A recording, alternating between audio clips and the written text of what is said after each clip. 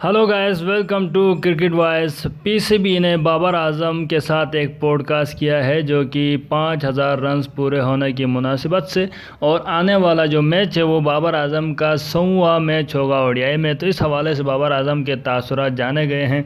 तो 23 मिनट का पूरा इंटरव्यू है, पीसीबी चैनल पर अपलोड हो चुका है।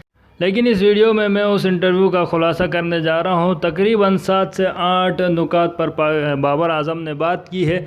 सबसे पहले उनसे जो सवाल था वो करियर के आगाज़ से पहले था, क्रिकेट की तरफ आने से पहले। उसके बाद उनसे इब्तिदाई क्रिकेट में मुश्किलात के बारे में सवाल था, फिर क्रिकेट में आने के बाद स्ट्रगल्स के हवाले से, फिर बेहतरीन परफॉर्मेंस का क्या राज है, कंसिस्टेंसी का क्या राज है, इकोनॉमिकली क्या मुश्किलात थे, वो सारे सवालात थे। तो सबसे पहले बाबर आजम ने कहा कि उन्होंने क्रिकेट के लिए काफ़ी मेहनत की है, ऐसे ही वो बड़े प्लेयर नहीं बने। वो सुबह 11 बजे घर से निकलते थे क्लब के लिए, और प्रैक्टिस करने के बाद मगरिब के टाइम घर वापस आ जाते थे।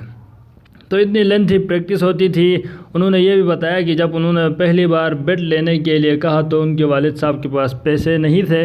तो उनकी अम्मी ने कहा कि मेरे पास 5000 रुपये हैं जो मैंने बचा के रखे हैं। तो उनसे उन्होंने पूरी किट ख़रीदी, और उस किट के साथ तकरीबन 3 साल बाबर आजम ने क्रिकेट खेली। उनका कहना था कि शुरू में अंडर 16 के लिए सेलेक्ट हो गए। अंडर 16 के लिए सेलेक्ट होने पर वो बहुत खुश थे, लेकिन अंडर 16 के बाद एक एकेडमी होती थी जहां पूरे पाकिस्तान से टॉप प्लेयर को पीसीबी इकट्ठा करता था और प्रैक्टिस करवाता था, लेकिन उसमें वो सिलेक्ट नहीं हो पाए। उनको बहुत दुख हुआ, लेकिन अगले साल बहुत मेहनत की, दिन रात मेहनत करने के बाद बाबर आजम ने उसमें अपनी सिलेक्शन को यकीनी बनाया, और वो टॉप परफॉर्मेंस के बाद वहाँ सेलेक्ट हो गए।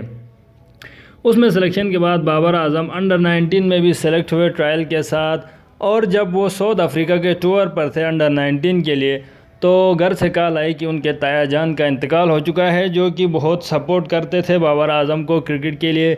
तो बाबर ने कहा कि मैंने कहा अब्बू से कि मैंने वापस आना है। तो उनके अब्बू ने उनसे कहा कि आप वहीं रुको, आपने पाकिस्तान के लिए सर्व करना है ख़ुद को। तो बाबर कह रहे थे कि वो वक्त बहुत मुश्किल था उनके लिए, क्योंकि वो बहुत बड़े सदमे में थे।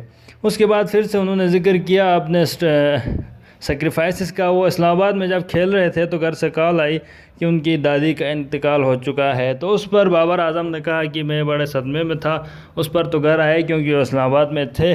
तो ऐसे सेक्रीफाइसेस बीच में किए हैं। उसके बाद कामयाब करियर के आगाज़ के लिए जब वो पहले बार पाकिस्तान क्रिकेट टीम में शामिल हुए, जब कॉल आई तो वो बहुत एक्साइटेड थे। और क्रिकेट में आने के बाद शुरू की 15 इनिंग्स में इनकी कोई सेंचुरी नहीं बन रही थी, लेकिन 5 50s थी। अच्छा करियर जा रहा था, लेकिन वो बहुत परेशान थे, और अपनी मेहनत को डबल करने के बाद उन्होंने वेस्ट इंडीज़ के ख़िलाफ़ back to back 3 century score की। और सीनियर प्लेयर ने उनको काफ़ी हेल्प की है थ्रू आउट द करियर, उनका कहना था। कप्तानी के हवाले से सवाल किया गया तो उन्होंने कहा कि हर कोई काम करके सीखता है, कोई भी सीख के नहीं आता। मैं भी अब सीख चुका हूं, पहले थोड़ी मुश्किल हुई, अब बेहतर कप्तानी कर रहा हूं।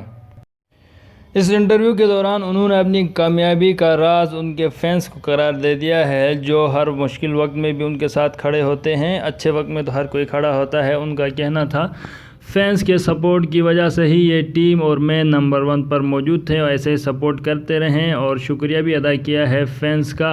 और ये भी कहा है कि जो फैंस होते हैं पाकिस्तानी क्राउड, वो हमारे साथ साथ दूसरी टीम को भी सपोर्ट करता है, जिससे वो भी खुश होते हैं और इन्जॉय करते हैं। जी तो दोस्तों, यही कुछ बातें हुई थी उस वीडियो में। बहुत शुक्रिया।